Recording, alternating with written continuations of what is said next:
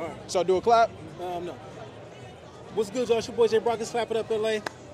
I'm right here with the homie SoundslikeTC, y'all. And he doing big things out here in this game. And how you doing today? I'm good, man. I'm good, man. Hey, man, it's a blessing to be chopping game with you. So speak on what got you into producing and speak on some of your influences. Man, I mean, as far as producing, like, you know, growing up, you want to rap.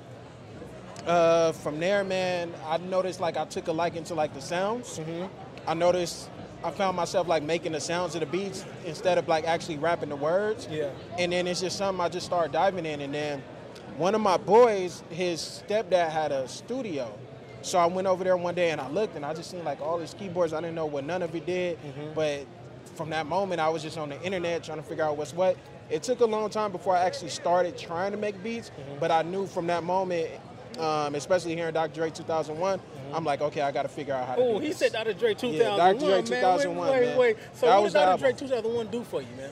Man, it just introduced me to, like, the sound of, like, it was something I never heard before. Like, all the details of it, it was just something where I'm like, it stayed in my head. Like, it stayed in my head, like, to the where I was just like, how did he do this? Like, why? You know, so it came one of those things where I was just like, I got to figure out how to do this, you know? And it took a while, though. It took a while. Now, who are some of the people that you have worked with in this industry that maybe you have been, like, surprised? Like, you think about it sometimes, like, I really did that. Like, I really just did that. Like, who are some of those people? Man, you know, I'm going to say, like, my main artist that I work with, his name is Airplane James. Shout out Airplane James. I always wanted to work, like, exclusively with an artist. From then, I was just, you know, be for this person and be for that person, but always wanted to create that sound, like, you know, Dre and Snoop, like or Drake and 40. I wanted to do something where I'm like, I'm the sound behind an artist. That's right. So from there, we just started working, and I didn't have to change my sound. Like, he sought the sound out, and then we just built it from there. So, like, once I started creating stuff that was in my head and it turned out to, like, mesh well, that's when I was like, okay, I made it. Okay, so speak on the bond that you have with Airplane James. How important is it, do you feel like it is to lock in with one artist? Because, you know, it's nothing wrong with going all over the place. Yeah. But when you lock in with one specific artist, you often create something special. So speak on the bond that you two share. Man, you know what? It's crazy because it's like a real trust. Like, we're a lot alike in a lot of ways, and we're the complete opposite in a lot of ways, so it works. And then we just got the same taste. Okay. And there's things that he can execute that I feel like I would want to do if I was an artist. Right. So some of the stuff he does, I feel like he's speaking directly for me.